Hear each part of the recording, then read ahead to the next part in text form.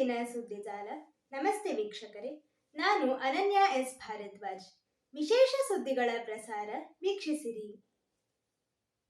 ಅಮೆರಿಕದ ಕದನ ವಿರಾಮ ಪ್ರಸ್ತಾವ ತಿರಸ್ಕರಿದ ಇರಾನ್. ಅಮೆರಿಕದ ಕದನ ವಿರಾಮ ಒಪ್ಪಂದದ ಪ್ರಸ್ತಾವವನ್ನು ತಿರಸ್ಕರಿಸಿರುವ ಇರಾನ್, ಇಸ್ರೇಲ್ ಮತ್ತು ಪಶ್ಚಿಮ ಏಷ್ಯಾ ದೇಶಗಳ ಮೇಲೆ ಬುಧವಾರ ಭಾರೀ ದಾಳಿ ನಡೆಸಿದೆ. ಅಮೆರಿಕದ ಒಪ್ಪಂದದ ಪ್ರಸ್ತಾವವನ್ನು ಇರಾನ್ ತಿರಸ್ಕರಿಸಿದೆ. ಯುದ್ಧವನ್ನು ಯಾವಾಗ ಕೊನೆಗೊಳಿಸಬೇಕು ಎನ್ನುವುದನ್ನು ಇರಾನ್ ನಿರ್ಧರಿಸಲಿದೆ. ಅಮೆರಿಕದ ಪ್ರಸ್ತಾವಕ್ಕೆ ಬದಲಾಗಿ ಪ್ರತಿ ಒಪ್ಪಂದದ ಪ್ರಸ್ತಾವವನ್ನು ಸಿದ್ಧಪಡಿಸಿದೆ ಎಂದು ಅಲ್ಲಿನ ಸರ್ಕಾರಿ ಸುದ್ದಿ ವಾಹಿನಿ ಪ್ರೆಸ್ ಟಿವಿ ವರದಿ ಮಾಡಿದೆ.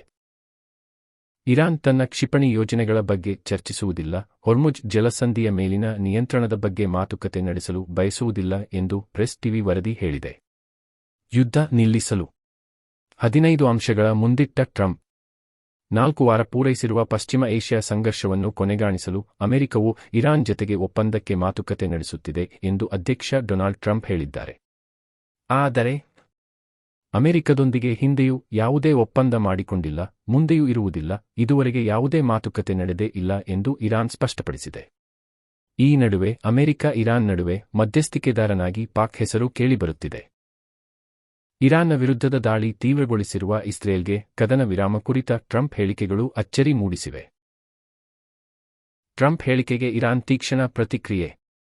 ಪಶ್ಚಿಮ ಏಷ್ಯಾ ಸಂಘರ್ಷ ಕೊನೆಗಾಣಿಸುವ ನಿಟ್ಟಿನಲ್ಲಿ 15 ಅಂಶಗಳ ಯೋಜನೆಯೊಂದಿಗೆ ಅಮೆರಿಕದ ಅಧಿಕಾರಿಗಳು ಇರಾನ್ ಜತೆಗೆ ಮಾತುಕತೆ ನಡೆಸಿದ್ದಾರೆ ಎಂಬ ಟ್ರಂಪ್ ಹೇಳಿಕೆಗೆ ಇರಾನ್ ತೀಕ್ಷ್ಣವಾಗಿ ಪ್ರತಿಕ್ರಿಯಿಸಿದೆ. ಯುದ್ಧ ಆರಂಭಗೊಂಡ ಮೊದಲ ದಿನದಿಂದಲೂ ನಮ್ಮ ಮೊದಲ ಮತ್ತು ಕೊನೆಯ ಮಾತು ಒಂದೇ ಆಗಿದೆ. ಮುಂದೆಯೂ ಅದು ಹಾಗೆಯೇ ಇರುತ್ತದೆ.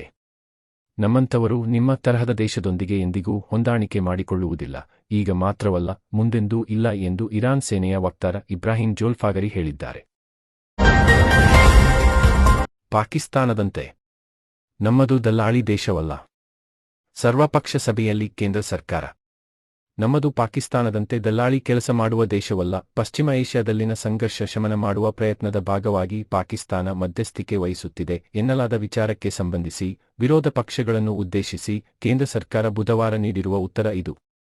ಪಶ್ಚಿಮ ಏಷ್ಯಾ ಸಂಘರ್ಷ ಕುರಿತು ಚರ್ಚಿಸುವ ಸಲುವಾಗಿ ಸಂಸತ್ ಭವನ ಸಂಕೀರ್ಣದಲ್ಲಿ ಆಯೋಜಿಸಿದ್ದ ಸರ್ವಪಕ್ಷಗಳ ಸಭೆಯಲ್ಲಿ ವಿದೇಶಾಂಗ ಸಚಿವ ಎಸ್ ಜೈಶಂಕರ್ ಈ ಮಾತು ಹೇಳಿದ್ದಾರೆ ಎಂದು ಮೂಲಗಳು ಹೇಳಿವೆ.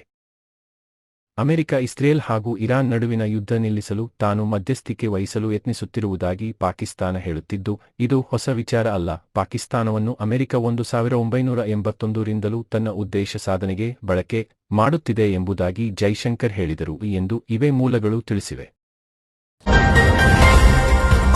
ರಾಜ್ಯದ ಆರ್ಥಿಕತೆಯನ್ನು ದೇಶದಲ್ಲಿಯೇ ನಂಬರ್ 1 ಸಿದ್ದರಾಮಯ್ಯ.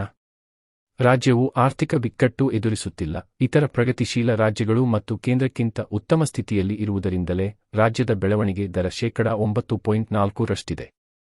ನಾಡಿನ ಆರ್ಥಿಕತೆಯನ್ನು ದೇಶದಲ್ಲಿಯೇ ನಂಬರ್ 1 ಮಾಡುವತ್ತ ಹೆಜ್ಜೆ ಇಟ್ಟಿದ್ದೇವೆ ಎಂದು ಮುಖ್ಯಮಂತ್ರಿ ಸಿದ್ದರಾಮಯ್ಯ ಪ್ರತಿಪಾದಿಸಿದರು.